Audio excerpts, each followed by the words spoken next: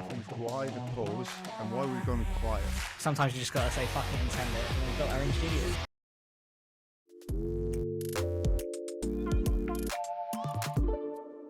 I've had a lot of people mention, a lot of clients and people have also mentioned like, oh yeah, Brendan posts a lot on LinkedIn. Sometimes I've been a bit quiet in recent months.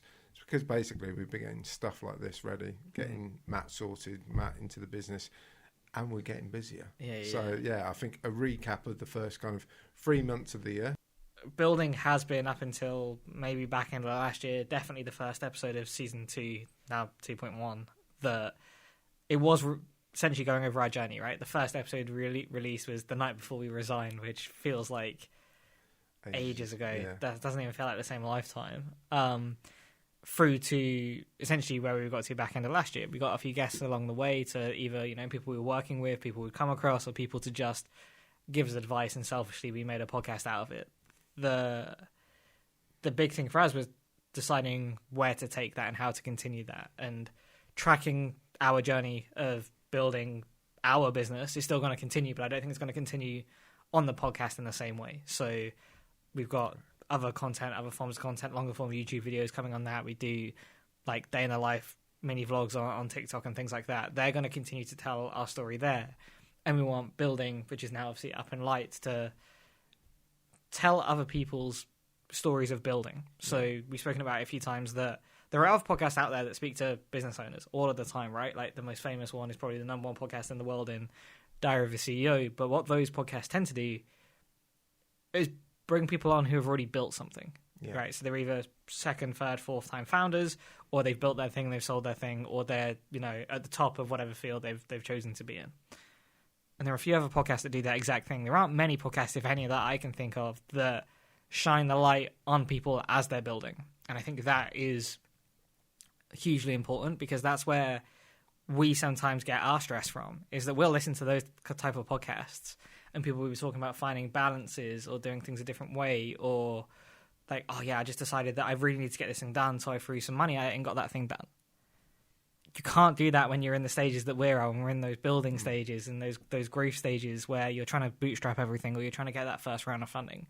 It's a very different pressure. It's a very different way of life. So we want to bring more people on like us who are in that stage of growth to talk about what it is like for probably those that are going to come after us, that are going to take that next leap in, or if people are just looking for a community, we're going to launch the building community as a Facebook group, and maybe as a Twitter group as well, of just people that are building their businesses that need a community of people to, like, I have you, you have me, where we can just call each other and rant. But not everybody does. So you have big plans for building and the building community, but if you are out there, you are in the process of building your business and you want to come on the podcast, just drop us a message, Twitter, LinkedIn, email, we're across everything. Just let us know, and we'll get you on, sat here, or here, and we'll have a conversation about it.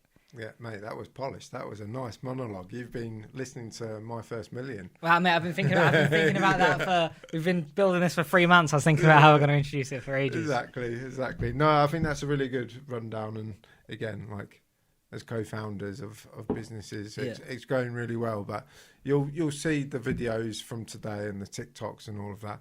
We've literally spent 5 hours building this set, but right, just and the dust is getting in my eyes, man. My face is mad itchy. It's just, I know we're recording and I'm meant to kind of look this way because of the lights and cameras, but I keep just looking back, looks amazing. All those books that we've read, you got your NFL ball thing, whatever they're called in NFL. Football, exactly. I got my longest, zoom in on this, the longest drive award from when we did the golf day. But lucky one there. It's looking so good. So that's building. What else have we done in the last 3 months? I think we're, when we left people at the end of season 1 of building, we were kind of probably a bit concerned about kind of the number of leads in the pipeline. We weren't terrified or anything, but it was definitely a quiet patch. Like November, December, there wasn't much in the pipeline. Turn of the year, it's quite natural. It's the start of any new year, but the pipeline definitely picked up, and we've managed to sign. We've probably doubled in size in terms of our client base in 3 months. So things are, obviously we needed to bring on someone of Matt's quality to the business, but It's been a really kind of start, and we've had to, as only two of us, service all of those clients properly. So other things like our marketing efforts or this podcast took a bit of not a backseat, but they were still a priority, but it took time. And we've realised we're not going to do things half-hearted at 12:25 anymore. Yeah. We're going to do things properly for us, the way that we want to do it. So we've decided it's better to take our time, get things done properly, and I think moving from there. So I think delivery, signing clients was a big one.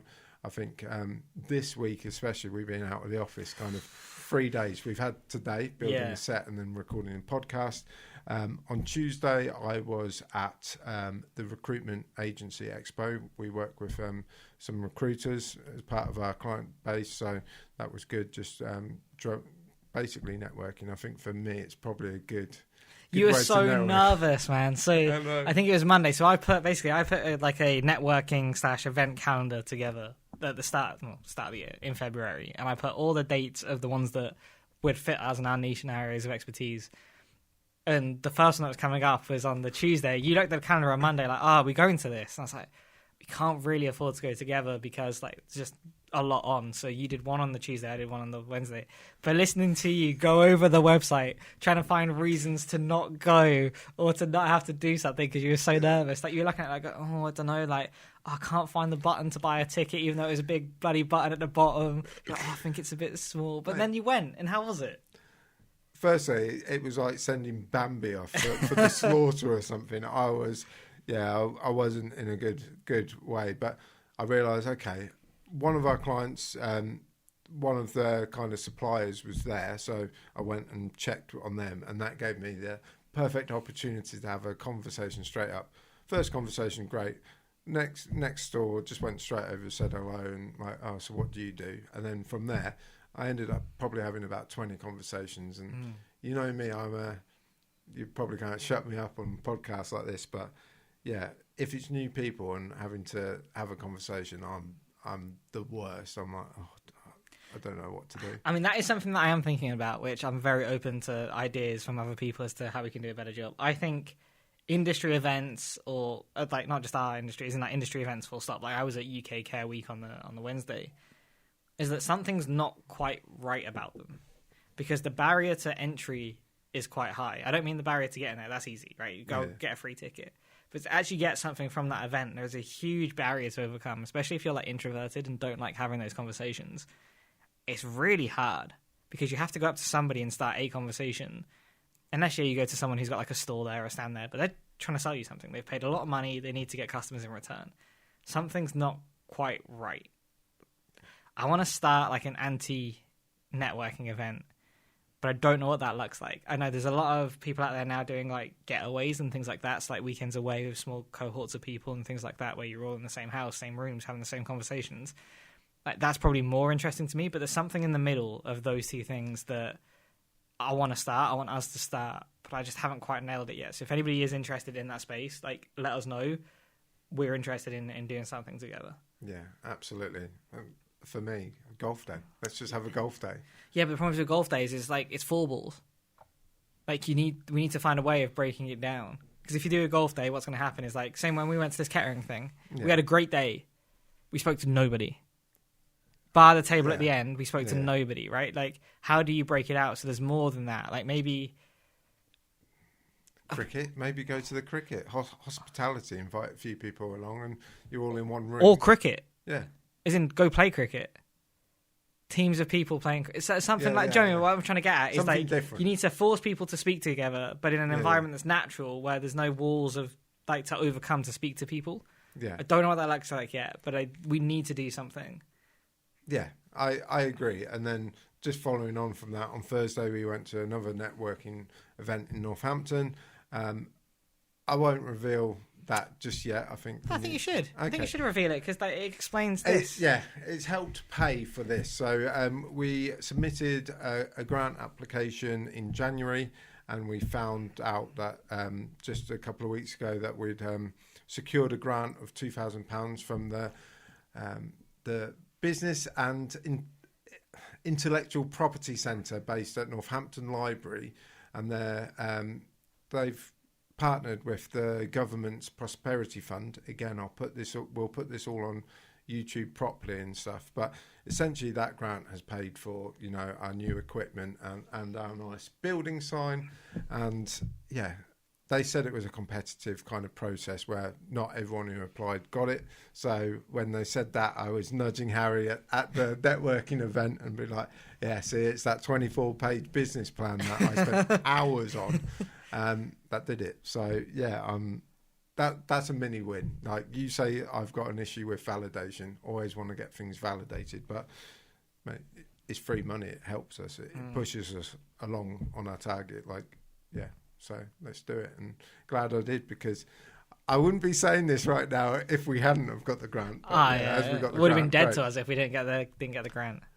But with all of that networking as well, they're going to be the perfect people to come onto the podcast and talk. So I'm going to speak to them, invite all of these grant winners that have won for their businesses.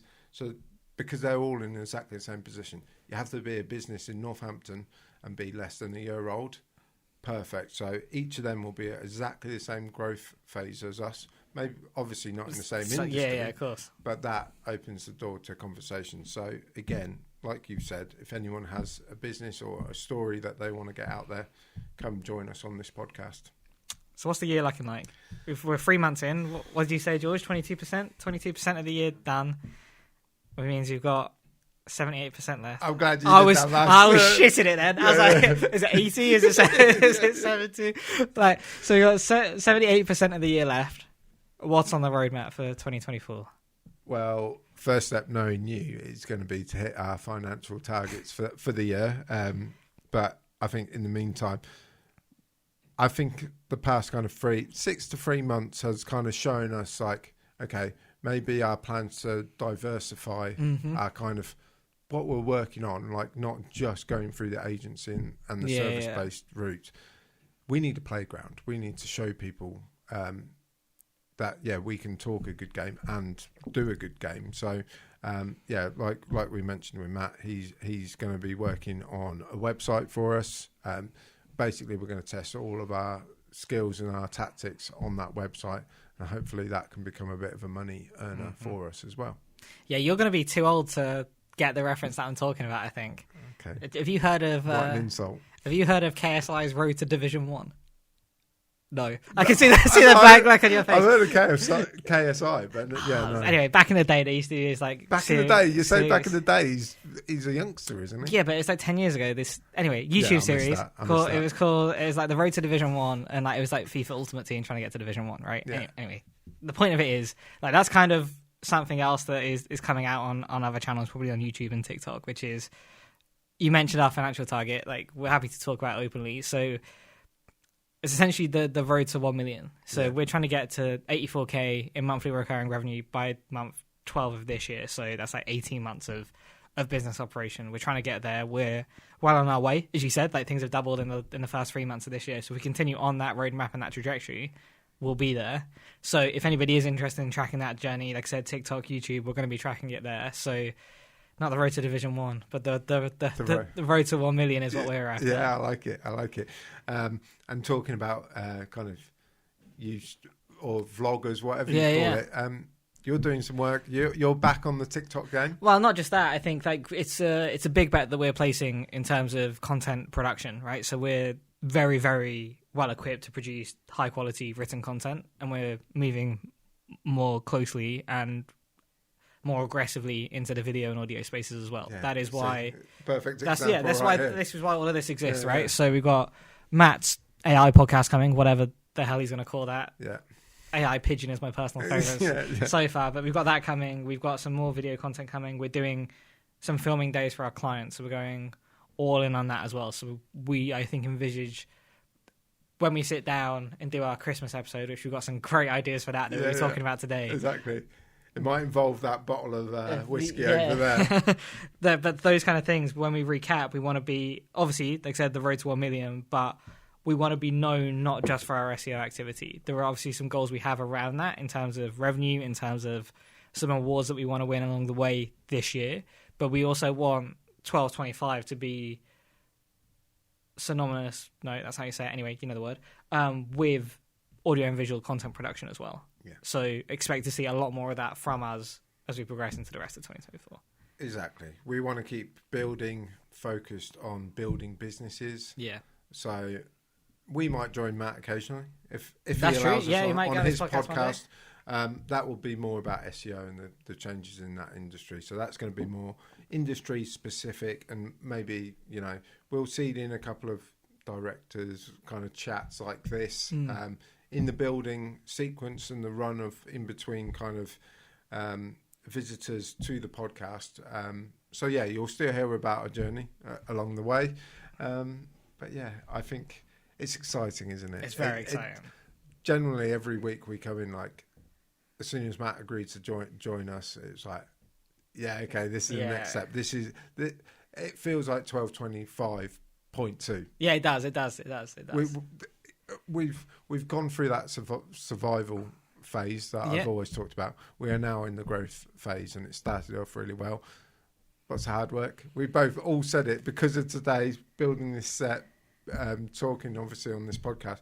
It's like, oh yeah, I'm going to have to do a bit of work over the weekend to catch up a little bit. But that's what we've got to do to, you know, maintain the growth and get better. I think that's one thing that we should do at some point. It's like a fireside. We'll get a little fire put in the background. Do a fireside sit down where we just go over, like, I guess, how we have coped, survived, grown over the first 9 months of 1225 as well. But let's end it on the exciting route, which is we're really excited as to this set. We've referenced it a few times, but we're very excited about the guests that are going to come on, the ones that we've already got lined up, the ones that we're hoping to get lined up, and thereafter we're going to do a lot more of these. Expect a lot more from building to become a real insight into how people are growing their businesses.